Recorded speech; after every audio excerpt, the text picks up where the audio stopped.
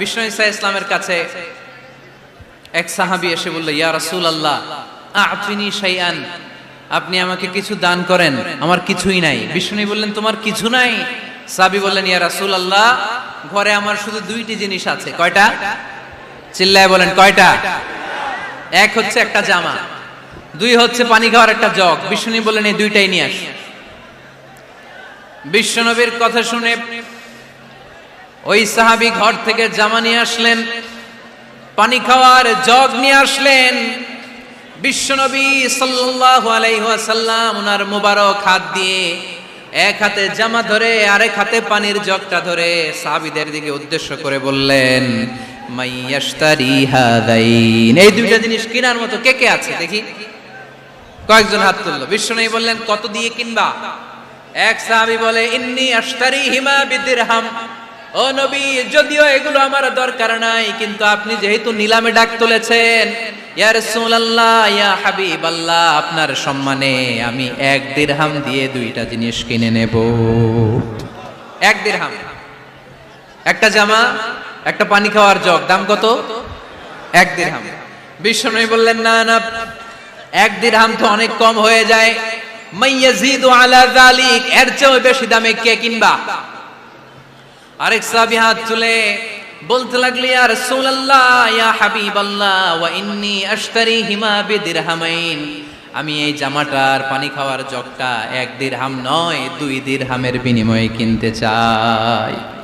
বিষ্ণু ঈসা ইসলাম ওই সাহাবাকে দিয়ে দিলেন। দিয়ে 2 দিরহাম নিয়ে যে লোকটা ভিক্ষা করতে এসেছিল তার হাতে 2 দিরহাম দিয়ে বললেন, যাও 1 দিরহাম দিয়ে ঘরে খাবার কিনে দিয়ে আসো, আরেক দিরহাম দিয়ে একটা কুঠার কিনে নিয়ে আসো। শুনতেছেন? কি কিনে নিয়ে আসো? কুঠার দিয়ে কি করে? গাছ কাটে। ওই সাহাবী কুঠার কিনে নিয়ে আসার পরে বিশ্বনবী নিজ হাতে কুঠারের মধ্যে একটা কাঠের হাতল লাগাই দিলেন। আল্লাহু আকবার। হাতল ছাড়া কুঠার ইউজ করা যাবে? বিশ্বনবী নিজ হাতে ওই কুঠারের ভেতরে একটা হাতল লাগাই দিলেন আর বললেন, লা উরিদু আন আরাকা 15 আইয়াম, এই কুঠার নিয়ে জঙ্গলে যাও, গায়ে অনেক শক্তি আছে, কাঠ কাটো, এই কাঠ কেটে বাজারে বিক্রি করো, সামনের 15 দিন যেন আমি আমার চোখের সামনে তোমার না দেখি। বিশ্বনবীর পরামর্শ অনুযায়ী কুঠার নিয়ে ওই সাহাবী জঙ্গলে চলে গেলেন। কাঠ কেটে বাজারে বিক্রি করতে করতে 15 দিন পরে 10 দিরহাম নিয়ে বিশ্বনবীর দরবারে হাজির হয়ে গেলেন। 10 দিরহাম নিয়ে বিশ্বনবীর কাছে হাজির হয়ে গেলেন। সাহাবী এসে বলল, ইয়া রাসূলুল্লাহ এখন আর আমার ভিক্ষা করা লাগে না, আমার গায়ে অনেক শক্তি আল্লাহ দিয়েছে, আই এম ভেরি এনার্জেটিক, আপনার দেয়া বরকতের কুঠার দিয়ে আমি কাঠ কেটে কেটে স্বাবলম্বী হতে শুরু করেছি। সুবহানাল্লাহ পড়েন। আমি এখন 10 দিরহামের মালিক। বিশ্বনবী বললেন, লা আইয়াহতাতিবা আহাদুকুম হুজমাতান আলা যাহরিহি খায়রুম মিন আইয়াসআলা শাইআন ফায়ু'তিয়াহু আও ইয়ামনাহু, যাদের গায়ে শক্তি আছে তারা ভিক্ষা না করে কাঠ কেটে পিঠে সেই বোঝা নিয়ে বাজারে বিক্রি করা অনেক ভালো, কারণ কারো কাছে যদি তুমি হাত পাতো সে দিতেও পারে নাও দিতে পারে, আর কষ্ট করলে কষ্ট কোনোদিন বৃথা যায় না। চিল্লায় বলেন ঠিক কি না? বিষ্ণু ঈসা ইসলামের অনুপ্রেরণায় এই সাহাবা অল্প কিছুদিনের ব্যবধানে স্বাবলম্বী হয়ে গেলেন। What is the moral of the story? বিশ্বনবীর এই প্রফেটিক স্টোরি থেকে আমাদের কি শিক্ষা?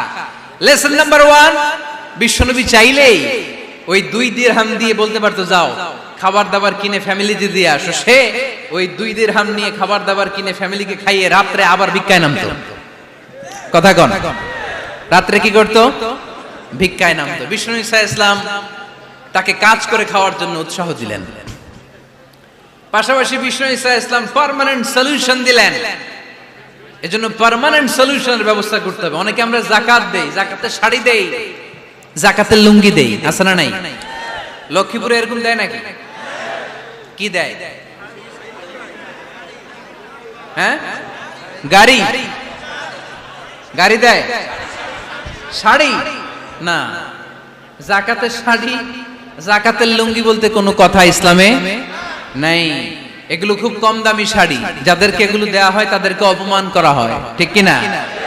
আল্লাহ বলেছেন, ওয়ালাকাদ কাররামনা বানি আদম, I have dignified the status of the sons of Adam, আমি আদমের সব সন্তানদেরকে সম্মানিত করেছি। সুবহানাল্লাহ পড়েন। আপনাদের চেয়ে সম্মানিত কেউ আছে? মানুষের চেয়ে সম্মানিত গোটা বিশ্বে আর কোনো মাখলুকাত আছে নাই। এজন্য যাকাতের শাড়ি দেয়া যাবে না, যাকাতের লুঙ্গি দেয়া যাবে না। যাকাতের শাড়ি আপনারা দেখছেন, এটারে একবার ধোয়ার পরে দ্বিতীয়বার পরা যায় না। মশারি কি পাতলা, এর চেয়েও পাতলা। এই জন্য যাকাতের শাড়ি, যাকাতের লুঙ্গি বলতে ইসলামে কোনো পরিভাষা নাই। আপনাকে স্বাবলম্বী করে দেওয়ার চেষ্টা করতে হবে। যারা লক্ষ্মীপুর জেলায় বিজনেস ম্যাগনেট আছেন, তারা একসাথে হয়ে একটা স্ট্রং যাকাত ম্যানেজমেন্ট প্ল্যাটফর্ম করতে পারে, যেখান থেকে আপনারা বিভিন্ন থানায়, বিভিন্ন গ্রামে বাছাই করে করে কিছু ভাইদেরকে যাকাত দিতে পারেন স্বাবলম্বী করার উদ্দেশ্যে। যেই ফ্যামিলিকে আছে, কি নাম এটা, পল্লী উন্নয়ন ক্লাব, মাশাআল্লাহ, যাকাত ফান্ড দিয়ে বিদেশে লোক পাঠায়। এর চেয়ে সুন্দর পদ্ধতিতে যাকাত বিতরণ আর হতে পারে? যেই লোকটাকে, যেই ছেলেটাকে বিদেশে পাঠানো হয়েছে, ওই ফ্যামিলিটা আর কোনোদিন যাকাতের শাড়ি নেওয়ার জন্য লাইনে দাঁড়াবে? যেই ছেলেটাকে ওনারা অস্ট্রেলিয়ান গাভী কিনে দিছে, দুধ বিক্রি করে যেই ফ্যামিলিটা স্বাবলম্বী হতে শুরু করেছে, তারা আর কোনোদিন যাকাতের লাইনে যেয়ে দাঁড়াবে না। এজন্য যাকাত দিতে হবে স্বাবলম্বী করার জন্য। ইসলাম আমাদেরকে এটাই শিখিয়েছে, কাজ করে খেতে হবে। কাজে লজ্জা নেই, লজ্জা হচ্ছে অলসতায়। লজ্জা কিসে? আজকের আলোচনা থেকে এটা মুখস্থ করে নিতে হবে, কাজে লজ্জা নেই। লক্ষ্মীপুরের ইয়াংস্টারেরা শ্রমে লজ্জা নেই, পরিশ্রমে লজ্জা নেই, লজ্জা অলসতায়। লজ্জা কিসে? আরো জোরে। নবীরা কি এমনি এমনি বসে বসে খাইছে? কঠিন পরিস্থিতিতেও নবীরা পরিশ্রম করে উপার্জন করা লেগেছে, ঠিক কিনা? সাইয়েদনা মারিয়াম আলাইহিস সালাম, যার নামে আল্লাহ তাআলা কোরআনে একটা সূরা দিলেন, উনি পৃথিবীতে এমন একজন মহিয়সী নারী, যেই নারীর গর্ভে, যেই নারীর পেটের ভেতরে স্বামীর স্পর্শ ছাড়া সন্তান দিয়েছে কে? সাইয়েদনা ঈসা আলাইহিস সালাম পেটে আসলেন। মারিয়াম আলাইহিস সালাম লজ্জা পেলেন। হায় হায়, কেমন করে এলাকাবাসীদের কাছে আমি আমার মুখ দেখাবো? বিয়ে করি নাই, স্বামী নাই, বিয়ে হয় নাই, স্বামী নাই, কিন্তু পেটে সন্তান চলে এসেছে। হায় হায়, এলাকায় কেমনে মুখ দেখাবো? লজ্জায় পড়ে মারিয়াম আলাইহিস সালাম এলাকা থেকে চলে গেলেন। কি অবাক করা কাণ্ড! বাচ্চা ভূমিষ্ঠ হওয়ার জন্য, বড় হওয়ার জন্য 6 মাস 7 মাস লাগে নাই, পেটে বাচ্চা আসার সাথে সাথে বাচ্চাটারে বড় করে দিয়েছে কে? সাইয়েদাতুনা মারিয়াম আলাইহিস সালাম এবার বসে পড়লেন, বুঝতে আরম্ভ করলেন প্রেগন্যান্সির পেইন উঠেছে। হঠাৎ করে পেট থেকে বাচ্চা ভূমিষ্ঠ হয়ে যাওয়ার পরে উনি কাঁপতে আরম্ভ করলেন। ক্ষুধার চোটে খাবার কিছু নাই, সামনে ঝর্ণা, উপরে একটা খেজুর গাছ। সাইয়েদনা ঈসা আলাইহিস সালামকে কোলে নিয়ে মারিয়াম আলাইহিস সালাম মনে মনে ভাবে, হায় রে, কেউ যদি একটু খেজুর পেড়ে দিত, এই ক্ষুধার মুহূর্তে আমি খেজুর খেয়ে পেটের ক্ষুধা নিবারণ করতাম।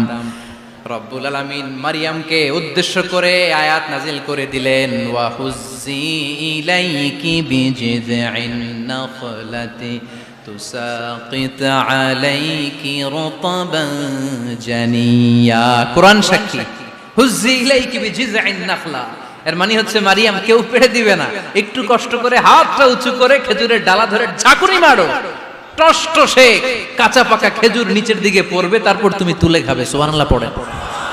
আল্লাহ চাইলে অটোমেটিক্যালি কারামাত হিসেবে খেজুরগুলো নিচে ফেলতে পারতেন না? কথা কোন? খেজুরগুলো অটোমেটিক্যালি নিচের দিকে পড়ছে? পড়ে নাই। আল্লাহ শিক্ষা দিয়েছে, যেই পরিস্থিতিতে থাকো না কেন, তোমাকে শ্রম ব্যয় করে, কষ্ট করে তোমার উপার্জন করতে হবে, রিজিকের বন্দোবস্ত করতে হবে। চিল্লায় বলেন ঠিক কিনা?